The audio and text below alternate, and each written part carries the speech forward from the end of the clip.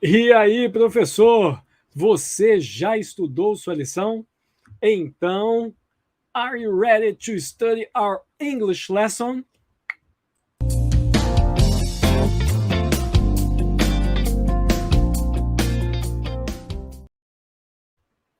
E hoje nós vamos estudar a lição 6 em inglês. Até combinou, né? Nós vamos estudar uma lição importantíssima que fala sobre o sumo sacerdote, o papel de Cristo como sumo sacerdote. E para isso, eu gostaria de convidar aqui o nosso querido amigo Arthur. Arthur, seja bem-vindo! Obrigado, feliz sábado, pessoal. Muito legal estar aqui para mais uma semana. Agora lição 6. Praticamente a metade desse trimestre, né? Pois é, já na metade dessa lição, já está passando rápido. Muito rápido. Muito bem. Vamos então começar com uma oração em português e depois vamos apresentar a lição 6 em inglês. Beleza? Arthur, você pode orar conosco? Com certeza. Oremos. Senhor, eu te louvo, eu te agradeço por mais uma oportunidade de estudarmos a lição em inglês. Te agradeço porque o Senhor esteve com a gente durante essa semana. Peço para que a tua companhia continue com a gente, mas em especial peço para que durante esse estudo o Senhor abra as nossas mentes, abra os nossos olhos e ensina, fala ao nosso coração. É o que eu te peço em nome de Jesus. Amém. Amém. Well. Are you ready? So please type on our chat. Digite aí no chat. Talk to us. Where are you from? What is your church? Right? De onde você está falando? Qual é a sua igreja? Ok? So, let's study the first display is our memory text in Hebrews chapter 7:26. It says, "For such a high priest was fitting for us, who is holy, harmless, undefiled, separated from sinners, and has become higher than the heavens." So there are 5 characteristics about Jesus here, and we will study it at Thursday's lesson, right? So in Sabbath, our introduction shows us or presents us the problem of sin. Sin is our big problem. Sin implied the corruption of our nature. This corruption brought us misunderstanding about the nature of God. Our corrupted nature separated us from God as two magnets in wrong orientation repel each other. Sin cannot exist in the presence of the Lord. And we will study Hebrews 5 and 7 to understand Jesus' priesthood and the solution for the sin. So, in português, vocês perceberam que eu fiz uma introdução falando sobre o pecado. Em inglês, sin é pecado. Então, sin implica na corrupção da nossa natureza. E o pecado nos separa de Deus.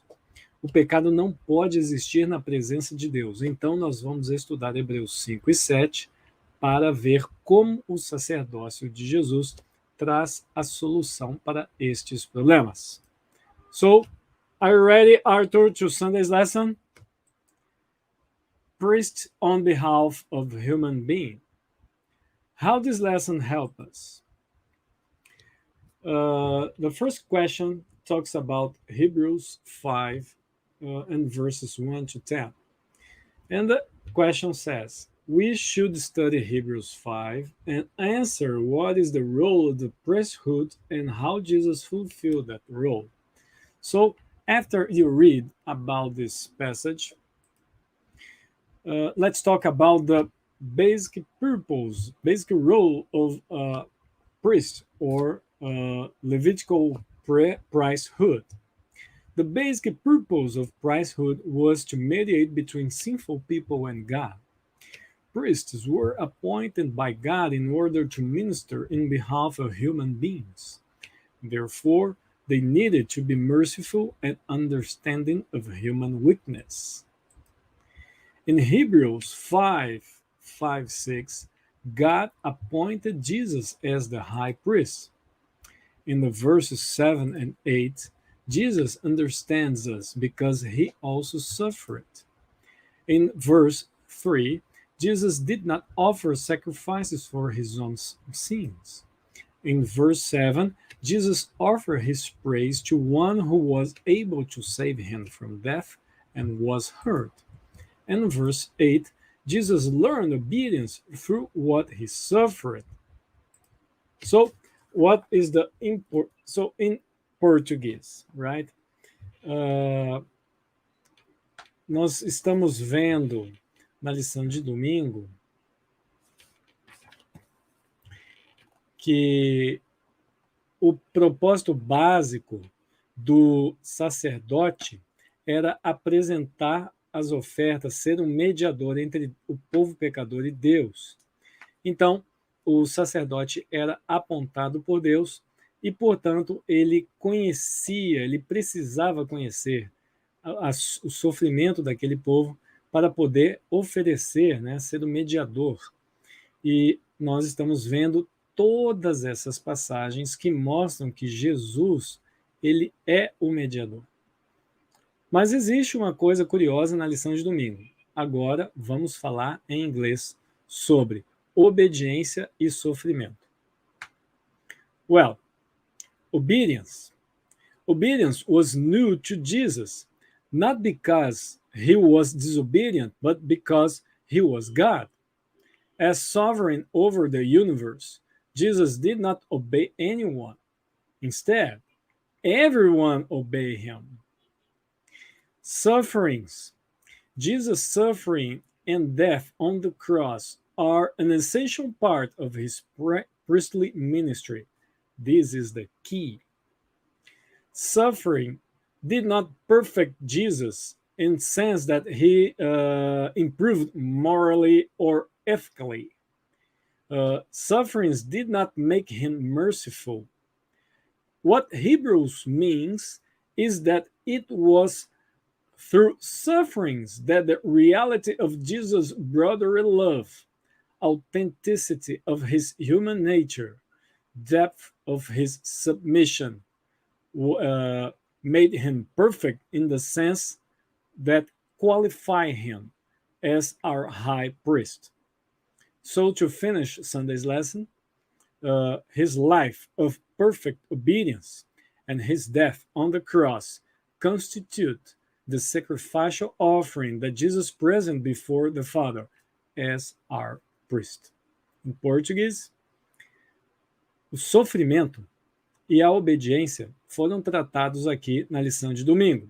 A obediência, Jesus foi obediente não porque ele era desobediente, mas como um soberano sobre o universo. Ele não obedecia às pessoas, as pessoas o obedeciam. Sofrimento. O sofrimento não fez dele algo mais puro ou misericordioso. Ele sempre foi puro e misericordioso. O que Hebreus está querendo dizer é que os sofrimentos autenticaram sua natureza humana, a sua proximidade como irmão de um ser humano, nós, no caso, e a profundidade de sua submissão a Deus. Assim, terminando a lição de domingo, a sua vida de perfeita obediência e morte na cruz constitui o sacrifício oferecido diante do Pai como o nosso sacerdote. Do you understand? Vocês entenderam? So, let's go on. Monday's lesson, according to the order of Melchizedek. Melchizedek was both a king and a priest. He has not father, mother, beginning, or end.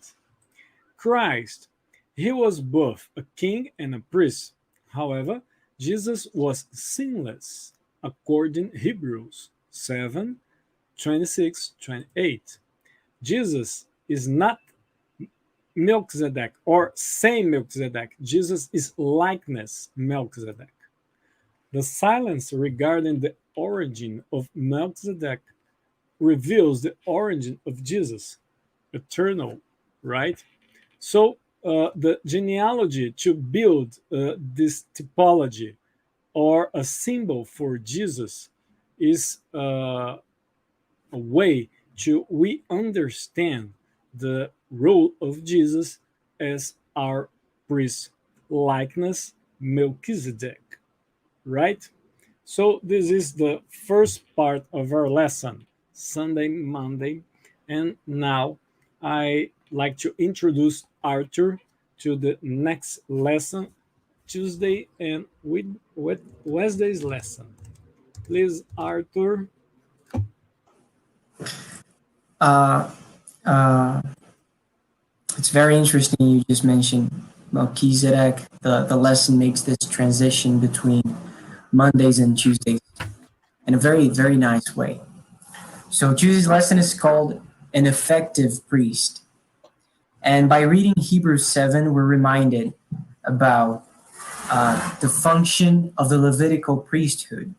The sons of Levi were chosen to attend the temple and to serve God in his temple, offering God's people's sacrifices. They were the mediators between God and the Israelites. But just as the sacrifice of animals could not cleanse the conscience of the sinner, the Levitical priests could never perfectly fulfill the role of mediators. And that's why we had, through God, a priest to the likeness of Melchizedek introduced to us. Just like the other tribes of Israel, the Levites were sinful humans. That's why there was a need for a change. Someone different, someone accordingly to the order of Melchizedek. That should be humanity's true and perfect priest, someone not like what we've seen up until now. It should be someone different. Jesus came to change these roles of a priest after another, and all of them being sinners, just like us. He was a different kind of priest. He was the effective priest. The Levitical priests were images that pointed to him, the perfect one. As the lesson's author puts it, now that Jesus has come and offered a perfect sacrifice, the law of animal sacrifices also has been put aside. As a result of the new covenant and the fuller revelation of the plan of salvation. So when we think about the endless number of animals that were offered as sacrifices, and even the endless numbers of priests the God's people had throughout history, none of the sacrifices and also none of the priests were enough to save us. But it is because Jesus came following a different pattern that we now have a true Savior, a perfect mediator, and an effective priest. That's Tuesday's lesson. And I would actually like to just dive right into Wednesday's lesson because it follows the same train of thought very nicely. Wednesday's lesson is called An Eternal Priest. We can be certain of this salvation following this different pattern we have been given in Jesus because of his unsurpassable ministry, not accordingly to the Levitical priesthood. His life being indestructible makes his ministry eternal. He saves completely, eternally, and to the uttermost. His work is total and final. There's nothing left for us to do or for other priests to do. And anyone can do more and add to his work, not even myself or a Levitical or some other kind of priest. And anyone can change or undo what he has already done. We cannot take away what he has already established. The oath God made that established the Son as a priest because of Jesus' eternity is forever binding. As Wednesday's lesson explains it, a person who stood in surety or guarantee of another was liable to the same penalties as the person for whom he stood in surety, including death. Yet the Father established Jesus as a guarantee to us that he will not default on his promises. The idea is that Jesus is our priest forever, our salvation forever, and our guarantee forever. Ever since his ministry began and eternally ever after, we are safe under his ministry because unlike any of the Levitical priests, Jesus's life is indestructible. His work cannot change, cannot be changed. He has no sin. He is perfect, and he is everlasting. And that's what brings us this feeling of being safe under his works, under his ministry, because it's not because of me, and it's not because of other humans that are working as mediators. I am saved. You are saved. We all are saved because Jesus, being eternal, offered himself as sacrifice, and is and will always be our priest. That is both Tuesday's and Wednesday's lesson. So nice. Thank you very much. This is an effective priest, Christ for us, right? In português. Pessoal, vocês entenderam? Pastor, Existe. rapidinho, a gente não consegue te ver. Oh! Agora, poxa vida, eu tô falando aqui, não saía aqui a imagem. Obrigado, Arthur, obrigado. Existe uma efetividade no papel de Cristo como nosso sacerdote, certo?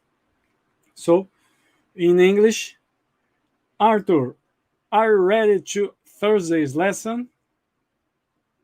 All right. So, let me display this note. On Thursday's lesson, we study about the sinless priest or the analysis of memory text, because this lesson analyzes the memory text. What are the 5 characteristics of Jesus in Hebrews 7:26? Well, if we read again this verse, for such a high priest was fitting for us, who is holy, harmless, or undefiled, depends of your version. Harmless, undefiled, separated from sinners, and has become higher than the heavens, or exalted above the heavens. There are many aspects to study here, but we must remember that he is our example. He shows us how to run the race of life. Hebrews 12 and verse 1 to 4. As a holy aspect or characteristic means that Jesus was without fault in relationship to God. Undefiled and pure means that he remained pure and untouched by evil despite being tempted in all points. Jesus' perfect sinlessness is important for his priesthood. The Old Covenant stipulated that sacrificial victims had to be without blemish to be acceptable to God. Jesus' perfect obedience during his earthly life made it possible for him to offer himself as an acceptable sacrifice to God. And Jesus is separated from sinners means that he ascended to heaven. The Greek verb tense suggests that this is a present state for Jesus, which began at a specific point in time. So Jesus also is separated from sinners in that he was perfectly sinless and exalted above the heavens. It means that Jesus has been exalted above everything there is, and therefore he is one with God. In the Psalms, God is the one who exalted above the heavens. So there are many reasons to follow Jesus as our priest or model. We must follow him. So this is our lesson, the sixth lesson, and I like to thank Arthur for this participating. Thanks, Arthur. Em Thank you. português, Great to be here. A lição de quinta-feira, então, falou que Jesus ele é o nosso perfeito modelo, é uma análise, né, praticamente do verso para memorizar.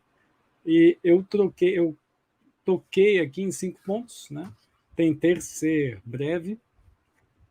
Ele é santo, sem nenhuma mácula, ele é puro, ele é separado dos pecadores e exaltado acima dos céus. E aí nós falamos sobre essas características para ele ser, então, um exemplo para nós o seguirmos. Arthur, podemos encerrar a nossa lição? Podemos sim. Muito bem. Pessoal, muito obrigado. Um beijo. A gente se vê no próximo sábado. And remember, I study the lesson. Do you?